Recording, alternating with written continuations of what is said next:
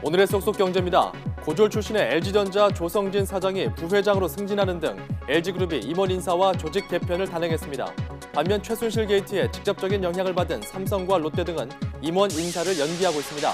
연말 대기업 인사 동향과 삼성전자의 주주가치 제고 방안 마련 등 한 주간의 재계 동향을 경제 주민에서 살펴봅니다.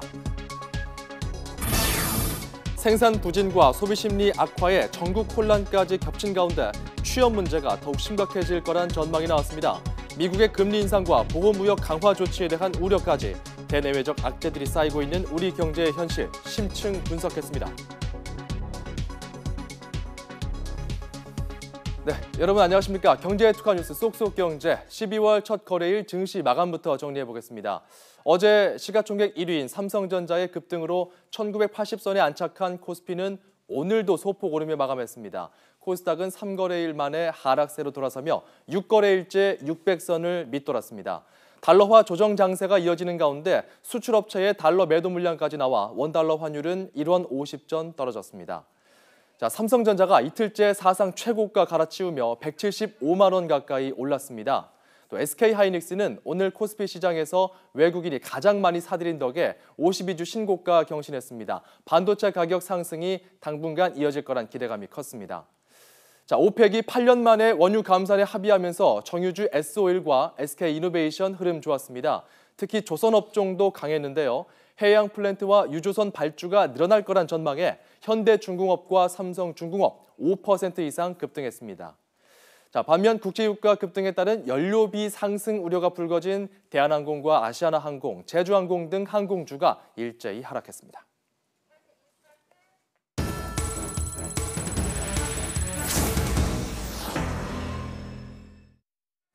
한 주간의 재계와 주요 CEO 동향 알아보는 시간이죠. 김방희 생활경제연구소장과 함께합니다. 이맘때쯤이면 말이죠. 대기업 인사철인데요. 그렇죠. 온 나라를 휩쓸고 있는 최순실 게이트에 주요 대기업들이 관련돼 있고 국정조사나 특검도 있어서 영향이 없진 않을 것 같은데 어떻습니까? 영향이 있을 것 같습니다. 그룹별로 좀 차이를 보이고 있는데요. 예. 일부 대기업은 이미 정기 임원 인사를 시작했습니다. 우선 오늘 LG그룹 인사가 났고요. LG 관련 GS나 LS그룹은 이미 인사를 단행했습니다. 여기 한화나 현대중공업그룹도 인사를 이미 했는데요. 최순실 게이트에 직접적 관련이 없거나 있어도 큰 무리가 없는 대기업들은 인사를 예정대로 진행하고 있습니다. 이 경우 재계와 언론이 가장 주목하는 것은 오너 일가의 초고속 승진 같은 친정체제 강화라는 측면입니다. 기업 측에서는 세대 교체라든가 미래 경쟁력 강화 차원이라고 공식화하고 있죠. 하지만 LG 구본무 회장의 총괄 경영 체제는 22년간 이어지는 것으로 결론이 났습니다. 다만 이 동생인 구본준 부회장이 신사업 추진단 단장에 이어서 주력 사업의 경쟁력이나 수익성을 챙기는 경영회의체를 주관하기로 하면서 역할을 보다 확대했고요. 또 고졸 출신 세탁기 박사로 유명한 조성진 사장은 LG전자 부회장으로 승진하면서 이 3인 대표 체제에서 1인 체제로 개편이 됐습니다. GS그룹의 경우에는 역시 오너 일가인 허진수 GS칼텍스 사장의 부회장 승진이 있었는데요. 이것도 친정체제 강화라는 맥락에서 이해할 수 있겠습니다. 현대중공업그룹의 경우에는 정몽준 최대 주주의 장남인 정기선 상무가 초고속 승진을 거듭하고 있습니다. 현대차와 SK그룹 역시 예정대로 인사를 진행하겠다는 입장입니다. 그렇다면 최순실 게이트와 관련이 깊은 대기업의 경우에는 임원 인사가 좀 늦어질 가능성도 있다는 뜻이겠네요. 그렇습니다. 이제 삼성그룹의 경우가 아마 대표적일 겁니다. 6일 이재용 부회장이 국회 국정조사 특위에 출석할 예정인데요. 다른 2명의 삼성전자 임원도 증인으로 채택이 된 상황입니다. 네. 삼성은 독일에 있던 최순실 일가를 지원하기 위해서 미르와 K스포츠재단 출연 외에도 별도로 80억 원을 지원했고 향후 200억 원 이상 지원까지 약속했던 터라 이 사안이 삼성물산 합병에 대한 국민연금의 찬성 입장과 관련이 있는지를 따지는 중입니다. 국회 국정조사 외에도 최대 넉 달간의 특검도 지금 대기 중입니다. 어제 특별감사로 임명된 박영수 전 대검 중수부장의 경우는 2002년 SK 분식회계 의혹이라든가 현대차의 비자금 조성 사건 같은 걸 맡아서 재계의 저승사자라는 평을 얻었습니다. 그는 수사 초기에 박 대통령과 대기업 간의 거래가 뇌물죄에 해당된다는 점을 소명하는 데 주력할 것으로 알려지고 있는데요. 이러다 보니까 삼성으로서는 고민이 더 깊어지고 있습니다. 그 결과 당초 12월 초로 예정된 임원 인사가 연기될 수밖에 없을 것으로 전망이 되는데요. 일각에서는 누군가는 이 사안에 대해서 책임을 지는 형식을 취해야 할 것으로 보기도 합니다. 자, 그렇군요.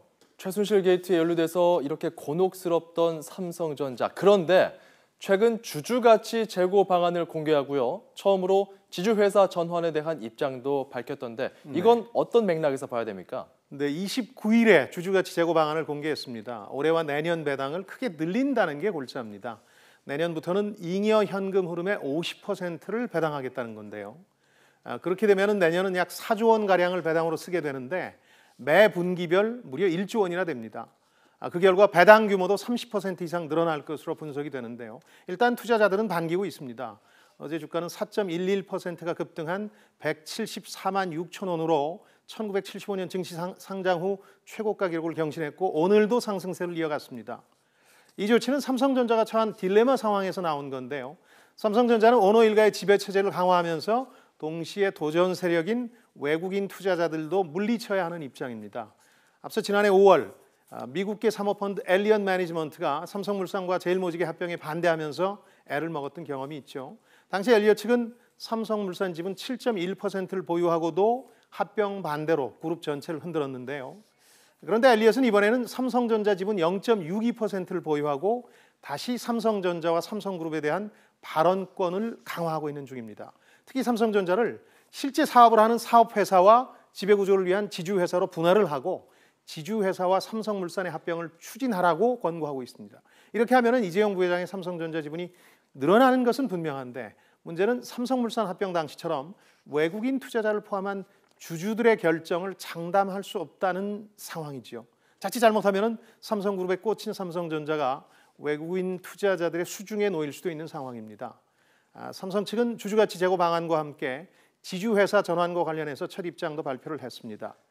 한마디로 외국인 투자자들한테 떡을 쥐어주고 먹고 있으면 어떻게 할지 좀 고민해보마 하는 일종의 시간 벌기 전략인데요. 그러나 시간이 흐른다고 해도 이 외국인 투자자들의 요구에 응하기도 거부하기도 어려운 상황입니다.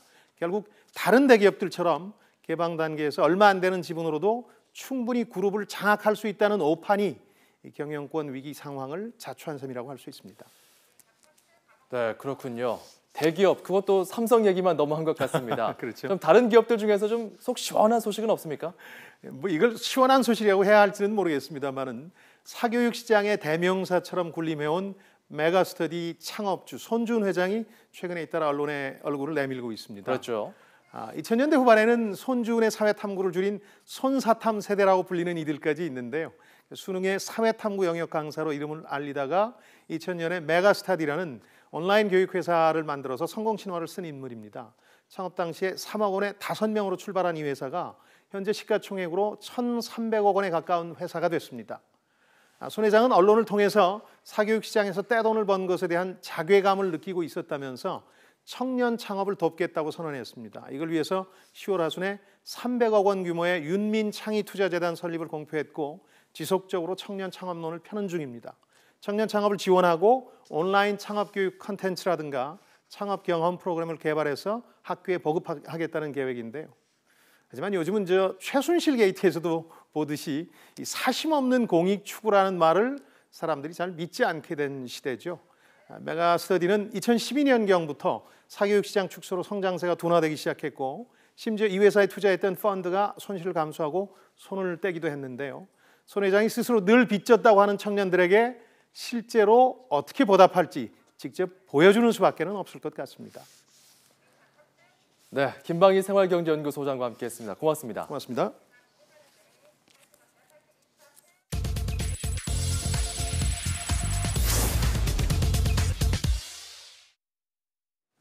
우리 경제가 총체적인 어려움에 빠져 있는 가운데 취업 문제가 갈수록 심각해지고 있습니다. 수출이 약간 회복되는 긍정적인 면도 있지만 생산 부진과 소비 심리 악화 등의 전국 혼란까지 겹쳐서 돌파구를 찾기가 매우 어렵습니다. 박성호 기자가 보도합니다.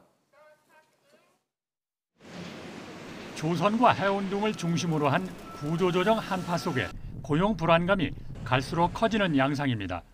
노동연구원은 내년 실업률이 3.9%까지 올라 2001년 4% 이후 15년 만에 최악의 상황을 맞을 것으로 전망했습니다. 청년 실업률은 공식으로는 10.1%지만 취업 준비생 등을 포함한 체감 실업률은 21.1%로 뛰고 숫자로는 100만 명이 넘습니다. 고용 악화에는 제조업의 부진과 인력 감축이 큰 요인인 것으로 분석되고 있습니다. 10월 산업 생산은 전 산업이 0.4%, 서비스업이 0.2% 감소한 데 비해 제조업은 마이너스 1.4%까지 내려갔습니다. 제조업 부진은 고용에서도 나타나 상용직 수가 작년 3분기에는 17만 명 가까이 늘었으나 올해는 8만여 명이 줄어 큰 대조를 보였습니다. 8월 이후 석 달 만에 상승 반전된 수출은 밝은 면입니다. 하지만 반도체 등 주력 품목의 실적 개선이 두드러지는 점은 지나친 낙관을 경계합니다. 새 업종만 좋으면 전체 광고업이 좋을 수가 있잖아요. 어떻게 보면 전체적인 체감하고는 좀 다르게 나갈 수가 있다는 얘기죠. 소비는 일단 대규모 할인 행사로 반짝 떠받쳐지고 있으나 소비 심리는 가계 부채 등으로 오히려 나빠지고 있습니다. 소비자 심리 지수는 낙관에서 비관 쪽으로 하락해 글로벌 금융위기 이후 7년여 만에 가장 낮은 수준입니다. 최순실 게이트의 경제 파장이 가시화되는 가운데 미국의 금리 인상, 보호무역 강화 조치 등이 현실화하면 우리 경제는 저성장이 고착되는 위기를 맞을 수 있습니다. YTN 박성호입니다. 노년층이 가정이나 병원, 요양시설 침대에서 떨어지는 사고가 잦아 주의가 필요합니다.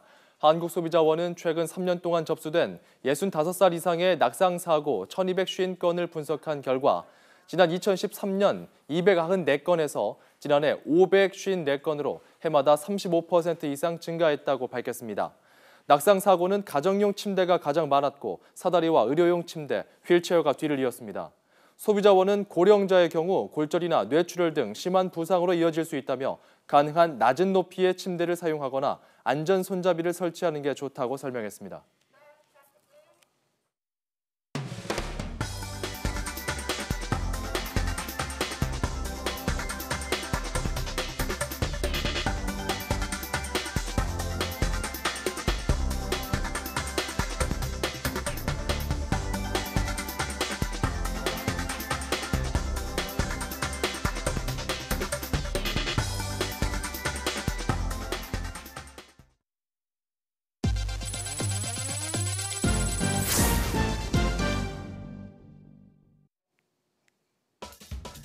대한항공이 인천에서 출발해 인도 델리를 오가는 노선에 첫 출항했습니다.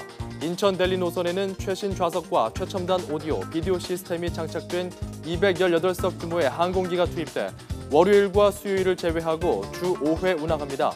인도 델리는 관광 수요도 많지만 삼성전자와 LG전자, 현대차 등 국내 대표 기업과 IBM, 구글 등 세계적인 기업들이 진출하면서 최근 방문 수요가 증가하고 있는 곳입니다.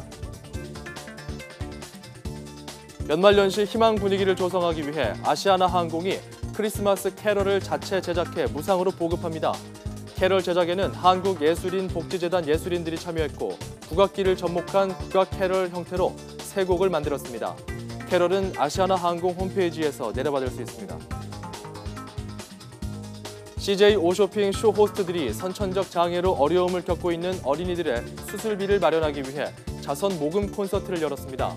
CJ 오쇼핑은 어제 저녁 고대 구로병원에서 선천적 기형장애를 앓고 있는 라오스 소녀 3명의 수술비를 모금하고 입원 치료를 받고 있는 어린이들을 격려하기 위한 사랑의 아카펠라 공연을 진행했다고 밝혔습니다. 이번 행사에서는 산타 복장을 한 쇼호스트와 CJ 문화재단 소속 가수 10명이 캐롤을 부르고 어린 환자들에게 희망의 메시지를 전했습니다. 예금보험공사가 우리은행 과점주주 7개사와 지분 29.7%를 매각하는 계약을 체결했습니다. 예금보험공사는 이번에 매매대금 2조 4천억 원을 받아 우리은행 공적자금 회수율이 83.4%까지 상승했다고 밝혔습니다. 또 이번 계약 체결로 지난 16년 동안 끌어오던 우리은행의 민영화가 결실을 맺었다고 평가했습니다. 곽범국 예금보험공사 사장은 예금보험공사가 보유한 한화생명 지분 15.25%도 조속히 매각하겠다는 뜻을 밝혔습니다. 코레일이 무선으로 기관차를 제어해 다른 열차에 연결하거나 분리하는 시스템을 처음 도입했습니다. 기관실 밖에서 무선 제어 장치로 기관차를 움직이게 되면 최대 6명이 하던 열차 연결이나 분리 작업을 3명이 할 수 있게 됩니다. 코레일은 이달부터 석 달 동안 부산진역에서 무선 제어 시스템을 시험 운영한 뒤에 다른 역으로 확대 적용할 계획입니다. 저녁 6시에는 뉴스통이 방송됩니다. 쏙쏙경제는 다음 이 시간에 돌아오겠습니다. 여러분 고맙습니다.